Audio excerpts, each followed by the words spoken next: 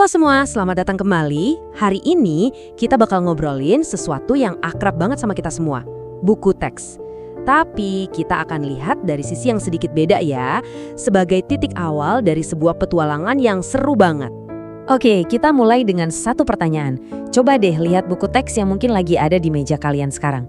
Pernah kepikiran nggak apa buku ini beneran udah menceritakan semua yang perlu kita tahu? Atau jangan-jangan masih banyak cerita lain di luar sana? Nah, ini dia ide utamanya yang bakal jadi pegangan kita hari ini. Anggap aja buku teks itu sebuah peta. Peta itu penting kan? Peta menunjukkan jalan utama, kota-kota besar. Tapi peta itu bukan wilayahnya itu sendiri. Peta nggak akan pernah bisa gantiin pengalaman kita jalan langsung di sana, ngerasain suasananya, atau nemuin jalan-jalan kecil yang nggak ada di gambar. Jadi, jangan salah sangka dulu ya. Kita di sini bukan mau bilang buku teks itu jelek, nggak sama sekali. Yuk kita ngomongin soal apa yang gak ada di peta itu. Apa aja sih wilayah-wilayah kosong, detail-detail yang kelewat, dan jalur-jalur rahasia yang gak bakal kita temuin kalau kita cuma ngeliatin kertas itu aja. Ternyata peta kita punya beberapa celah. Seringnya nih peta cuma nunjukin satu jalan utama yang disetujui semua orang. Terus bisa jadi juga udah ketinggalan zaman. Kayak peta dunia sebelum benua baru ditemuin. Dan yang paling penting, seringkali peta itu nggak menceritakan kisah semua orang yang ada di wilayah itu. Dan cuma ngasih gambaran umum dari atas, tanpa detail-detail yang bikin semuanya jadi hidup. Nah, ilustrasi ini nunjukin masalahnya dengan jelas banget. Lihat deh lini masa ini. Proses bikin buku teks itu kan panjang banget ya. Waktu buku itu sampai di tangan kalian, apalagi di bidang kayak sains dan teknologi, bisa jadi udah ada penemuan baru yang mengubah segalanya. Jadinya, kalian kayak lagi ngelihat peta lama dari dunia yang terus berubah. Ini poin yang paling penting. Di kiri, itu pandangan dari peta. Rapi, lurus, simple. Fakta ya fakta, titik. Tapi, lihat yang di kanan. Nah, itu realitasnya. Wilayah yang sebenarnya lebih berantakan, penuh perdebatan, dengan banyak banget cara pandang yang beda-beda. Tapi bukannya justru itu yang bikin lebih menarik ya? Ini juga poin yang krusial banget. Dulu banyak banget pembuat peta atau ya penulis buku teks yang seringkali mengabaikan kontribusi dari kelompok-kelompok tertentu. Dengan menjelajah di luar peta, kita bisa mulai mendengar suara-suara yang tadinya nggak kedengeran dan dapat gambaran yang lebih utuh dan lebih jujur. Oke, kita udah tahu masalahnya. Peta aja ternyata nggak cukup. Terus gimana solusinya? Bukan dengan buang petanya ya. Justru sebaliknya, kita perlu bangun kompas internal kita sendiri. Kompas ini adalah seperangkat skill yang bikin kita bisa menjelajahi medan apapun, bahkan yang nggak tergambar di peta sekalipun. Begini caranya. Ini bukan sihir kok, ini metode yang bisa dipelajari. Pertama, kalian jadi pencari, kumpulin berbagai macam informasi.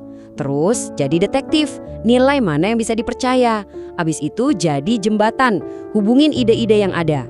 Dan akhirnya kalian jadi arsitek yang membangun pemahaman kalian sendiri.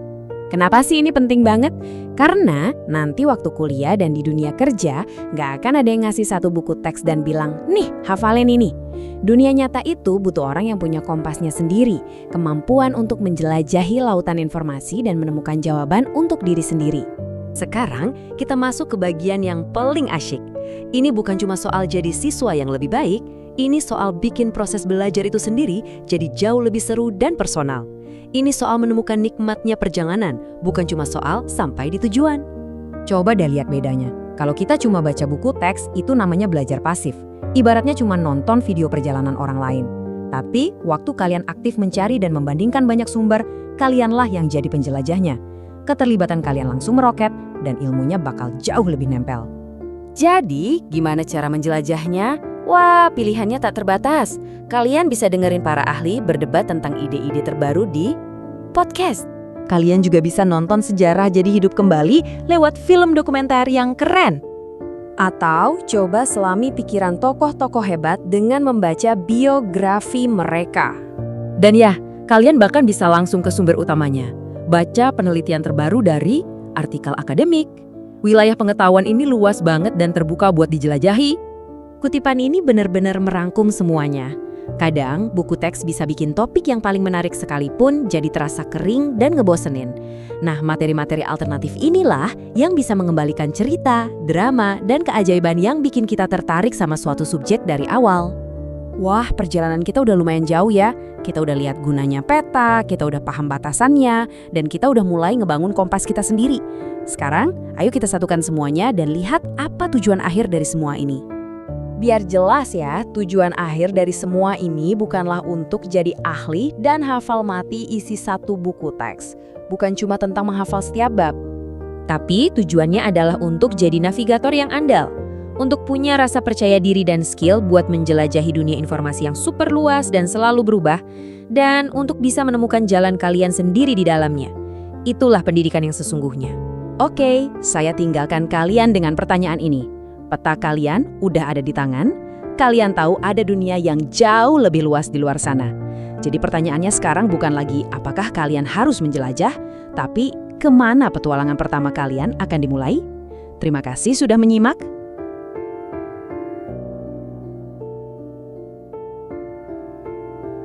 Please like, subscribe Global Indonesia School YouTube channel.